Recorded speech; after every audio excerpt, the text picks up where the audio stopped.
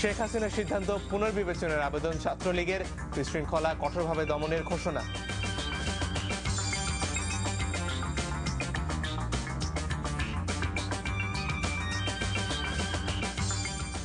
আসসালামু আলাইকুম, আমি মনজুর আল মতিন। আমন্ত্রণ জানাচ্ছি এনটিভির মধ্যরাতের খবরে। ন্যাশনাল ব্যাংক লিমিটেড শিরোনাম শুনছিলেন, এবারে যাচ্ছি পুরো খবরে। উপজেলা পরিষদে সংসদ সদস্যদের প্রভাব খাটানোর সুযোগ রেখেই বহুল আলোচিত উপজেলা পরিষদ বিল সোমবার সংসদে পাশ হয়েছে। সরকার এবং বিরোধী দল বিরল দৃষ্টান্ত দেখিয়ে একজোট হয়ে এতে সমর্থন দেয়ায় বিলটি সর্বসম্মতিক্রমে পাশ হয়। বাইরে এসব সমালোচনার জবাবে স্থানীয় সরকার মন্ত্রী সৈয়দ আশরাফুল ইসলাম বলেছেন, বিলটি কোনোভাবেই সংবিধান পরিপন্থী নয়। বদরুদ্দোজা বাবুর রিপোর্ট। যারা এই প্রস্তাবের বিপক্ষে আছেন তারা না বলুন। সরকার এবং বিরোধী দলের মধ্যে বিভেদ ভুলিয়ে দিয়েছিল এই উপজেলা পরিষদ বিলটি। কারো কোনো আপত্তি ছাড়াই বিপুল উৎসাহের মধ্য দিয়ে সংসদে বিলটি পাশ হয়। কারণ এতে উপজেলা পরিষদে পূর্ণ কর্তৃত্ব প্রতিষ্ঠিত হল সংসদ সদস্যদের। তারা হলেন পরিষদের উপদেষ্টা এবং তাদের পরামর্শ নেওয়া বাধ্যতামূলক। সেই সাথে পরিষদের প্রধান নির্বাহী কর্মকর্তা করা হয়েছে উপজেলা নির্বাহী কর্মকর্তাদের। আমরা ইচ্ছা করলে মাননীয় স্পিকার এই সংসদে এসে যেভাবে বিএনপি 1991 সালে ক্ষমতা এসে উপজেলা পরিষদকে বিলুপ্ত করেছিলেন, আমরাও কিন্তু এখানে বিলে সেটা করতে পারতাম। কিন্তু আমরা বলেছি যে আমরা উপজেলায় বিশ্বাস করি। 9, 11, 59 এবং 60 অনুচ্ছেদ অনুযায়ী এই উপজেলা বিল আপনার আজকে পাশ করার জন্য সংসদে এসেছে। সুতরাং মাননীয় স্পিকার, এই সংশোধনী, এই আইন কোনো মতেই সংবিধান বহির্ভূত হতে পারে না।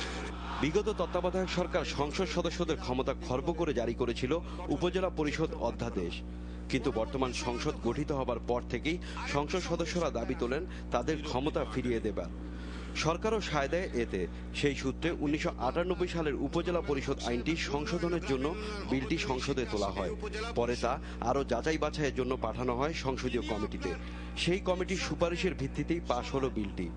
বিলটি পাশ করতে গিয়ে স্থানীয় সরকার মন্ত্রী তত্ত্বাবধায়ক সরকারের উপজেলা পরিষদ নিয়ে ব্যাপক আগ্রহের ব্যাপারে প্রশ্ন তোলেন।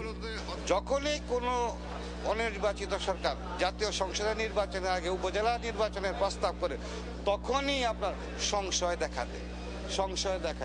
সুতরাং আপনার সেই সংশয় জনমনে ছিল যে ওই সরকারের কোনো অসৎ উদ্দেশ্য ছিল কি। এছাড়াও সোমবার সংসদে বিশ্বের অন্যতম সমৃদ্ধ ভাষা বাংলাকে জাতিসংঘের অফিসিয়াল ভাষা হিসেবে গ্রহণ করার প্রস্তাব সর্বসম্মতিক্রমে পাশ হয়। প্রস্তাবটি আনেন সাংসদ মঈন উদ্দিন খান বাদল। এছাড়াও সংসদে আরও 3টি বিল পাশ হয়। এগুলো হলো গ্রাম সরকার রহিতকরণ বিল, বেগম রোকেয়া বিশ্ববিদ্যালয় ও Bangladesh university of professionals bill. Badruddoza Babu, NTV news, Dhaka. বিলটিকে স্বাগত জানালেও উপজেলা চেয়ারম্যানদের সংগঠন উপজেলা পরিষদ সমিতির সমন্বয়কারী হারুনুর রশিদ হাওলাদার এনটিভিকে তার প্রতিক্রিয়ায় বলেন, তারা উপজেলা পরিষদের ক্ষমতায়ন চান, এমপিদের নয়। আজকে আইনটি পাশের মধ্য দিয়ে দীর্ঘদিনের প্রতীক্ষিত বিষয় এবং উৎকণ্ঠার অবসান হলো। আমরাও সমন্বয় চাই, এরা বাতিল করে সমন্বয় হোক, আর এটা নতুন কিছু সংযোজন করে হোক, অথবা পরিপত্রের মাধ্যমে এখানে স্থানীয় সরকারকে কার্যকর করার জন্য অন্য কোনো পদক্ষেপ নেওয়া হোক। যে কোনো উপায় হোক, আমরা চাই এরা সমন্বয়ের মাধ্যমে অর্থবহ একটু স্থানীয় সরকার। উপজেলা চেয়ারম্যানদের ক্ষমতা খর্ব করা হলে তা হবে অসাংবিধানিক। প্রধান নির্বাচন কমিশনার এটিএম শামসুল হুদা সকালে মানিকগঞ্জে ভোটার তালিকা হালনাগাদ করার পাইলট কর্মসূচির পর্যালোচনামূলক কর্মশালায় এই মন্তব্য করেছেন। তিনি বলেন, পাইলট প্রকল্প পর্যালোচনা করে শিগগিরই সারা দেশে ভোটার তালিকা হালনাগাদ করা শুরু হবে।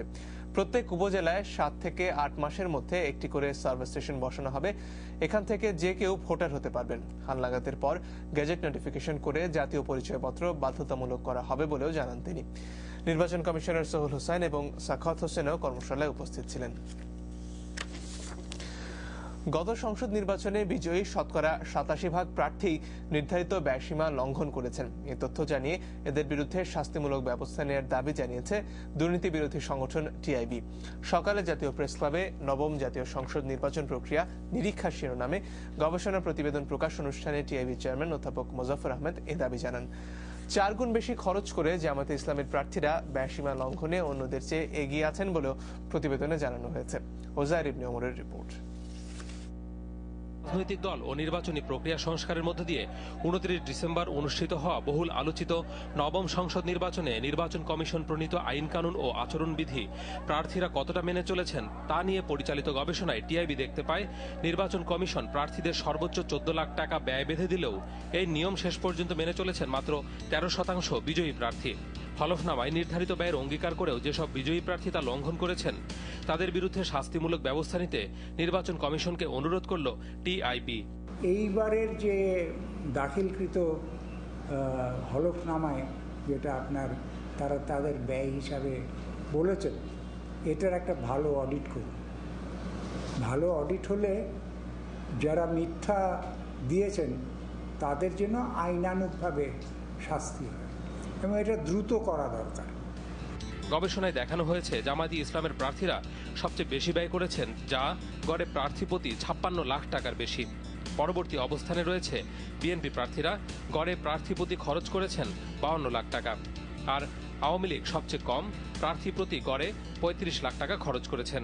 এর চেয়ে মজার কথা হলো টিআইবির গবেষণায় দেখা গেছে যেসব প্রার্থী বেশি ব্যয় করেছেন নির্বাচনে সেসব প্রার্থীরই বেশি পরাজয় হয়েছে। পরাজিত প্রার্থীদের চেয়ে গড়ে 13 লাখ টাকা কম খরচ করেই জিতেছেন প্রতিদ্বন্দ্বীরা। অল্প ব্যয় করে জেতা যায়, এটাকে আমরা ভালো লক্ষণ মনে করি। আমরা মনে করি যে এই ব্যয়টা আরও কমানো উচিত, নাহলে সাধারণ মানুষের পক্ষে সংসদে যাওয়া মুশকিল। অন্যদিকে 2 এপ্রিলের উপনির্বাচনে নির্বাচন কমিশনের নিজস্ব কর্মকর্তা দিয়ে নির্বাচন পরিচালনা এবং সেনাবাহিনীকে ব্যবহার না করার প্রশংসা করে কমিশন পুনর্গঠনে এই অভিজ্ঞতা কাজে লাগানোর পরামর্শ দেয় টিআইবি। ওজাইর ইবনে ওমর, এনটিভি নিউজ, ঢাকা। জাতীয় সংসদের বগুড়ার 7 আসনের উপনির্বাচনে বিজয়ী বিএনপির স্থায়ী কমিটির সদস্য ব্যারিস্টার মওদুদ আহমদ দলীয় চেয়ারপারসন বেগম খালেদা জিয়ার সাথে শুভেচ্ছা বিনিময় করেছেন। সন্ধ্যায় গুলশানের কার্যালয়ে শুভেচ্ছা বিনিময়ের সময় দলের স্থায়ী কমিটির সদস্য আর এ গনি ও যুগ্ম মহাসচিব গয়েশ্বরচন্দ্র রায় সহ অন্যান্য নেতারা উপস্থিত ছিলেন। বৃহস্পতিবার অনুষ্ঠিত এই উপনির্বাচনে আওয়ামী লীগ প্রার্থীকে বিপুল ভোটের ব্যবধানে হারিয়ে জয়ী হন মওদুদ আহমদ।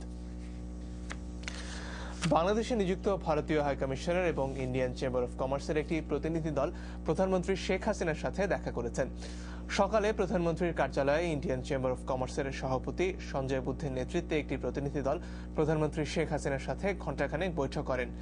বৈঠকে ভারতীয় ব্যবসায়ীরা দুদেশের বাণিজ্যে ভারসাম্য আনতে এদেশে বড় ধরনের বিনিয়োগে তাদের আগ্রহের কথা জানান। প্রধানমন্ত্রী প্রতিনিধি দলকে বিশেষ অর্থনৈতিক অঞ্চলে বিনিয়োগের আহ্বান জানান। পরে ভারতীয় হাইকমিশনার পিনাক রঞ্জন চক্রবর্তী সৌজন্য সাক্ষাৎ করেন প্রধানমন্ত্রীর সাথে। এ সময় তারা দ্বিপাক্ষিক স্বার্থ সংশ্লিষ্ট বিষয়ে বিশেষ করে ব্যবসা বাণিজ্য ও দুদেশের নৌসীমানা নিয়ে আলোচনা করেন। জাতীয় রাজস্ব বোর্ড এনবিআর এর চেয়ারম্যান আব্দুল মজিদকে ওএসডি করা হয়েছে। গৃহায়ন ও গণপূর্ত সচিব ডক্টর নাসিরউদ্দিনকে এনবিআর এর ভারপ্রাপ্ত চেয়ারম্যানের দায়িত্ব দেওয়া হয়েছে। আর মাহবুবুল আলম হানিফ ও আব্দুস সোবহান গোলাপকে প্রধানমন্ত্রীর সচিব পদমর্যাদায় প্রধানমন্ত্রীর বিশেষ সহকারী হিসেবে চুক্তিভিত্তিক এবং সাবেক সচিব মোহাম্মদ হোসেন সেনিয়াবাদকে পিএসসির সদস্য হিসেবে নিয়োগ দেওয়া হয়েছে। এছাড়া আজ প্রশাসনের বিভিন্ন পর্যায়ে বেশ কিছু রদবদল করা হয়েছে। সন্ধ্যায় সংস্থাপন মন্ত্রণালয় এ আদেশ জারি করে। বিসিএসআইসির চেয়ারম্যান মাহবুবুর রহমানকে গৃহায়ন ও গণপূর্ত সচিব করা হয়েছে। ওএসডি অতিরিক্ত সচিব আবুল কাশেমকে বিসিআইসির চেয়ারম্যান হিসেবে নিয়োগ দেওয়া হয়েছে। পিএসসির সচিব হেদায়েতুল আল মামুনকে বেসামরিক বিমান ও পর্যটন মন্ত্রণালয়ের সচিব করা হয়েছে। ওএসডি অতিরিক্ত সচিব আসলাম ইকবালকে পিএসসির সচিব পদে নিয়োগ দেওয়া হয়েছে। এছাড়া চিনি ও খাদ্য শিল্প কর্পোরেশনের চেয়ারম্যান অপূর্ব কুমার বিশ্বাসকে ওএসডি করা হয়েছে। ওএসডি অতিরিক্ত সচিব তরিকুল ইসলামকে চিনি ও খাদ্য শিল্প কর্পোরেশনের চেয়ারম্যান পদে নিয়োগ দেওয়া হয়েছে। প্রতিরক্ষা মন্ত্রণালয়ের যুগ্ম সচিব মুন্সি আলাউদ্দিন আল আজাদকে ওএসডি করা হয়েছে। এদিকে শেষ দিন রাত 8টা পর্যন্ত অফিস করেন বিদায়ী এনবিআর চেয়ারম্যান।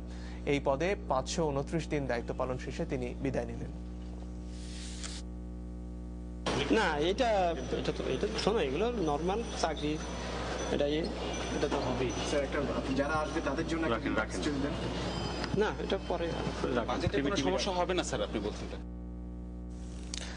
ছাত্রলীগের সাংগঠনিক নেত্রীর পদ থেকে সরে যাওয়ার সিদ্ধান্ত পুনর্বিবেচনার জন্য প্রধানমন্ত্রী শেখ হাসিনার প্রতি আবেদন জানিয়েছেন সংগঠনের নেতারা।